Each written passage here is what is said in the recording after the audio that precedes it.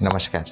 एक विद्यार्थी बघा किती त्याच्यामध्ये जिज्ञासू वृत्ती असेल, मेहनत करण्याची तयारी असेल, तर पूर्ण कायनात मदत करत असते. तर वडील नसलेली मुलगी विद्या नाव राहते आणि ती एका छोट्याशा गावामध्ये शिक्षणाची आवड राहते. आई वडील अल्पशा आजाराने निधन झालेलं राहते. तर मित्रांनो, त्यावेळी त्या परिवारातले ती एकटीच एक मुलगी, तल्लख बुद्धीची, अभ्यास करण्याची आवड, पण पुस्तक घ्यायला तिच्यापाशी पैसे नाही, काही नाही. तर तिचं मन फार मोठं होते. गरीबातली मुलगी, गरीब कुटुंबात मुलगी असते, अनाथ असते. शाळेत ती नेहमी पहिली यायची, म्हणजे प्रथम क्रमांक यायचा आणि अभ्यासात मध्ये ती फार पहिल्या क्रमांकावर. सांस्कृतिक कार्यक्रमामध्ये, ह्या सगळ्या क्रीडा क्षेत्रात सुद्धा अव्वल येऊन ती सगळ्यांचं मन जिंकायची. पण तिच्याकडे अभ्यासासाठी ना चांगली वही, ना पेन, लाईट सुद्धा नाही. एका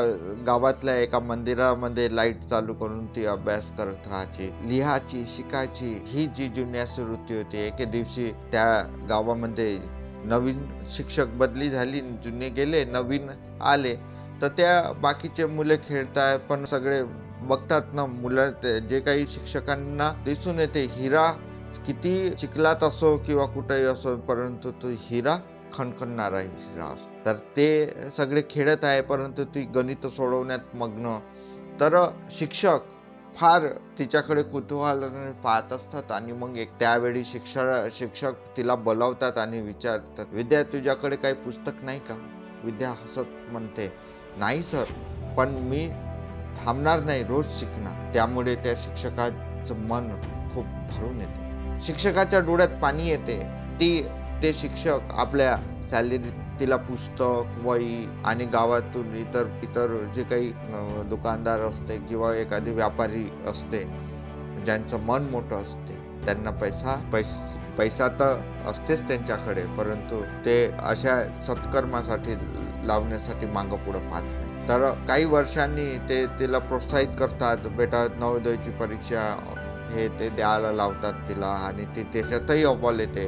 आणि काही वर्षांनी ती विद्या नावाची मुलगी डॉक्टर बनते आणि जेव्हा ती डॉक्टर बनते तर ती त्या गावामध्ये पुन्हा येते आणि त्या गावामध्ये मोफत दवाखाना सुरू करते आणि ती म्हणते, खरी संपत्ती म्हणजे ज्ञान आहे, जे इतरांसाठी वापरलं तरच त्याला अर्थ आहे.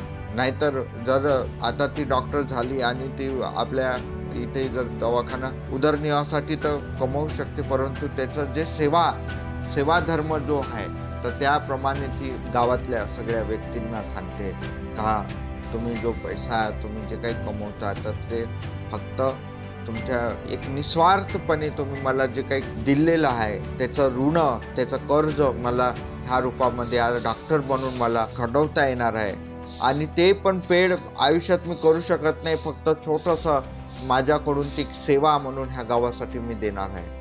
तर ते गावातले इतके ते तिला म्हणजे परमेश्वरासारखं मानते, परंतु ती हात जोडून म्हणते की मी तुमच्यावर उपकार करत नाही, तुम्ही माझ्यावर जे उपकार केलाय, हे जे कृतज्ञता आहे. गावाबद्दल तिला जी आपुलकी निर्माण झाली, कारण गावातल्या त्या शिक्षकांनी, गावकऱ्यांनी जी काही मदत केली, म्हणूनच ती परिस्थितीला विसरली नाही. तर त्याच्यातून शिकवण हेच आहे की गरिबी, अडचणी कधीही शिक्षणाला अडथळा बनू नाही द्यायचं असेल तर आजपासूनच तुम्ही तुमचे जे मुलं असेल, तुमचं प्रिय परिवार असेल, त्यांच्यासाठी पैसा जमा करा. सातत्य, प्रेम, मेहनत आणि जिद्द असेल तर काही अशक्य काहीच गोष्टी नाही. शिकलेलं ज्ञान समाजासाठी वापरलं तरच ते खरं यश असते. आणि थोडा पैसा तुम्ही तुमच्या परिवारासाठी जमा करू शकता. कारण आज अशा घटना अनेक अशा विद्या आहे की त्यांनी पैशा अभावी त्यांची क्रिएटिव्हिटी, त्यांचे सगळ्या गोष्टी त्यांनी बंद केलेल्या आहे. आज त्यांना फक्त काबाड कष्ट करूनच आयुष्य घालावं लागते. तर माझी समाजाला सगळ्यांना विनंती आहे की आपण जी काही बचत करा, थोडी बचत करा, कारण जीवन हे अमूल्य जीवन आहे आणि असुरक्षित आपण सुद्धा आहे.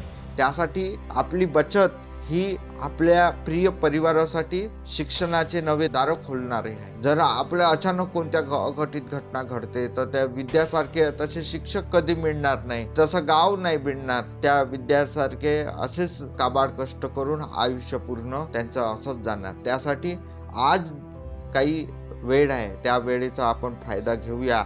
LIC सारख्या चांगल्या महान व भारतातील सर्वोत्तम संस्थेमध्ये पैशाचं इन्व्हेस्टमेंट करूया.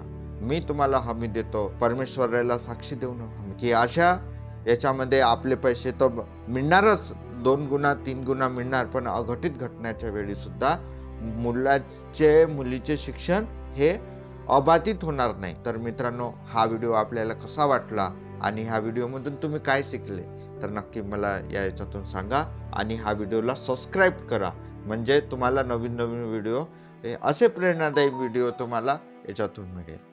धन्यवाद.